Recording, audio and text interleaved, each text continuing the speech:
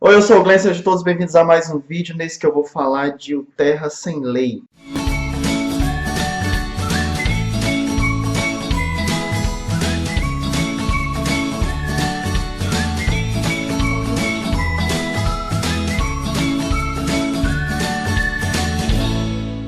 Galera, esse livro é de um autor regional daqui da região, de uma cidade aqui bem próxima a Sobral, chamada Ibiapina.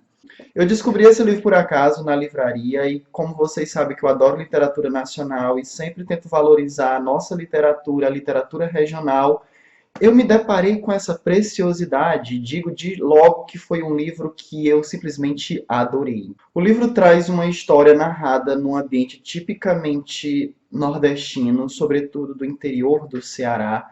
E só para você sentir, se situar na localização onde acontece esse negócio, ele descreve que Bipiranga, que é a cidade fictícia na qual se passa a história, está entre Sobral e Fortaleza. Então, você consegue identificar aí o arcabouço cultural no qual se encontra essa história. A trama toda se desenvolve, entretanto, numa época diferente, porque nós temos aqui a coisa acontecendo lá pela primeira metade do século XX. Mas do que é que se trata a história, afinal de contas? Porque nós temos aqui uma história muito irreverente, em alguns momentos me lembrou muito Jorge Amado, retratando um pouco dessa parte da história do nosso país, né? Que é essa do interior do Ceará, das terras sem lei.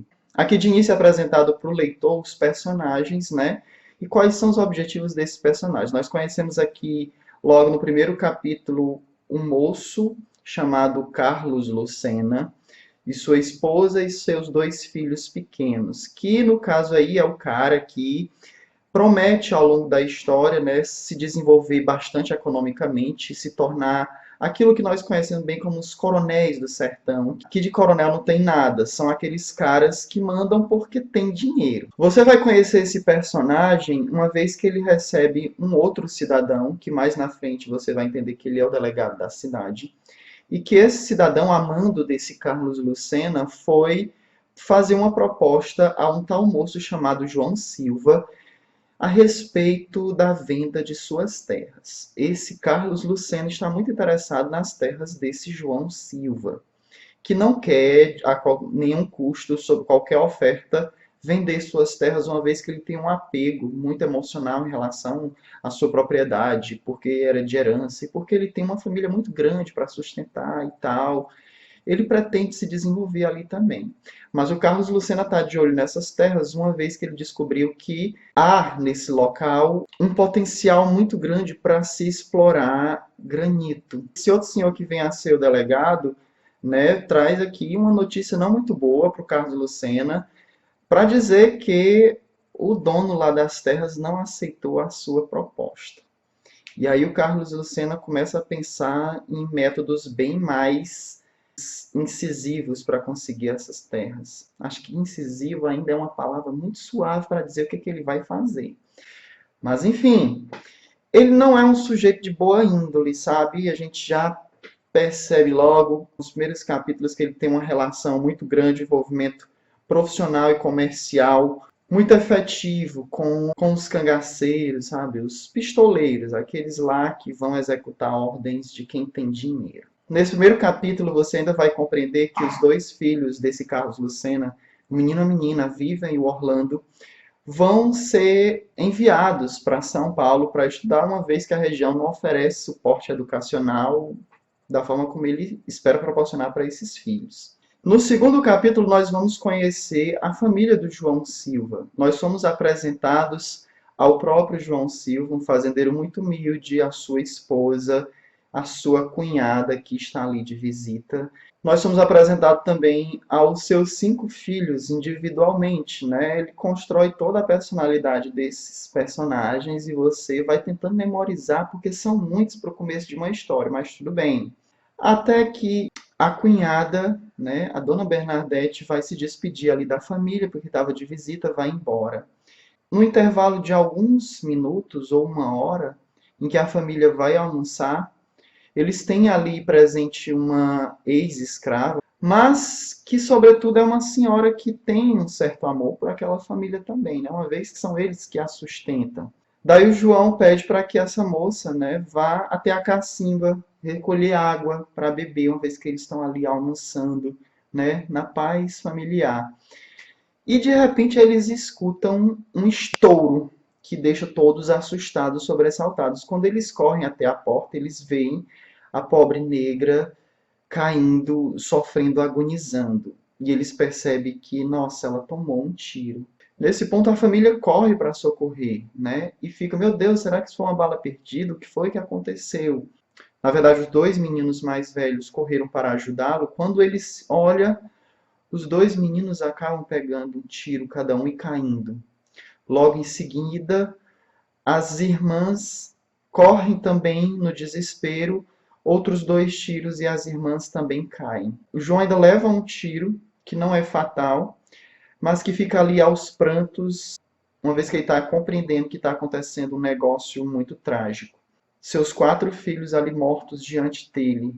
A mulher, então, não resistindo, corre para ajudar também.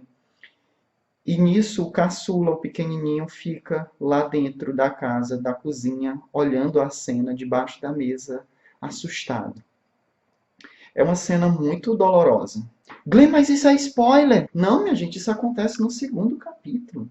Então acontece de que, finalmente, aqueles que estavam atirando aparecem em cena. E eles vêm dar o seu recado.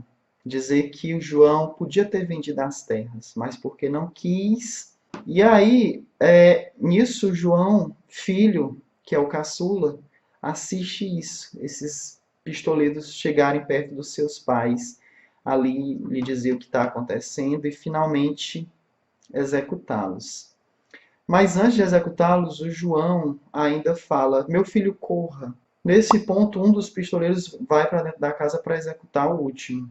Por alguma sensibilidade emocional, quando o menino suplica, porque era só uma criança de 10 anos, ele deixa esse menino fugir, mas com o recado de que ele nunca volte por ali, porque se ele o vê, ele vai terminar o serviço. Acontece de se passarem 18 anos, e aí, ali onde era simplesmente um vilarejo, é meio que uma vila maior, né, uma cidadezinha, tem uma estação de trem, um bar, um comércio, tem a pousada de uma moça chamada Yara. É interessante que a maioria dos personagens são verossimilhantes, eu consigo visualizá-los na minha cidade de Groaíras e consigo percebê-los enquanto arquétipos, sabe, dos pequenos povoados do interior do Ceará. No desenlace da história, nós vamos conhecer aí basicamente uma história de vingança, mas que também tem muito amor. Há muita expectativa a respeito de um misterioso personagem que surge, né, 18 anos depois, que quem não é bobo já vai saber quem é esse personagem que volta. Só que nesse mesmo momento retorna de São Paulo a filha do Carlos Lucena. E aí nós temos uma história duplamente complexa, porque nós temos vários intuitos, vários impulsos emocionais envolvendo os cidadãos da cidade, todo o problema a respeito da terra sem lei, a polícia. É um livro muito legal, eu gostei muito.